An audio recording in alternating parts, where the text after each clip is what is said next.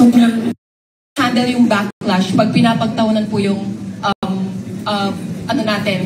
pronunciation natin ng words given na may accent na tayo dahil Bisaya tayo. So, paano po natin nahahandle pag dinidiscriminate tayo na kapangit yung pronunciation ko, magbuang kay Bisaya. Parang ganun. Paano nyo po hinahandle yun? Sobrang parang hindi ko kaya yung katanungan mo. Kasi dito yung mga post natin, baka mabawasan tayo ng 1.5 dito siya. Pero ako naman, thank you Lord lang talaga na, kaya nga sinabi ko diba, orchestrated talaga yung buhay natin ni Lord. Kasi nung bata pa lang ako, nasanay na talaga ako na parang pagtawanan kami sa bahay, parang hindi big deal sa amin, hindi kami na-hurt. Kasi parang sabay, joke-joke lang kami, gano'n lang kami.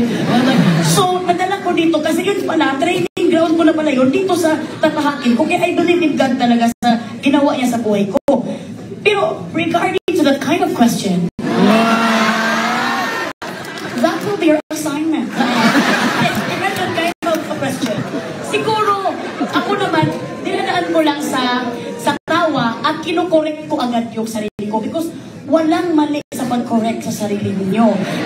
Ang pinakamaganda pa yan, may natutunan pa tayo, di ba? Kaya, sino ba ang perfect dito? Paglabas mo, perfect ka agad. Pag anak mo sa mama mo, very amazing. Ano ka na? Baby ka pa nun, kung talagang matalino ka na. Dahil sa curriculum mo ka na. Wala namang ganun.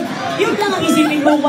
Nobody's perfect. Si Lord lang ang perfect. So, bakit tayo matapos magkamali? It's okay to be wrong, but you have to be right. Salamat sa pangalan. It's okay to be wrong, pero kailangan mo may matutunan ka na lesson. Iko-correct mo na sarili mo at huwag ka nang makinig sa paligid niya. Yun ang pinaka-tip. Huwag mo pakinggan yung mga paano nila. Kung tatawa sila, blessing din yun kasi nabigyan mo sila ng kasiyahan sa buhay. Diba? Kasi, di ba, malapakalungkot sa buhay sila, natawa pa sila sa English mo. Di, okay lang yan. Thank you so much for that kind. So yun. Thank you, diba?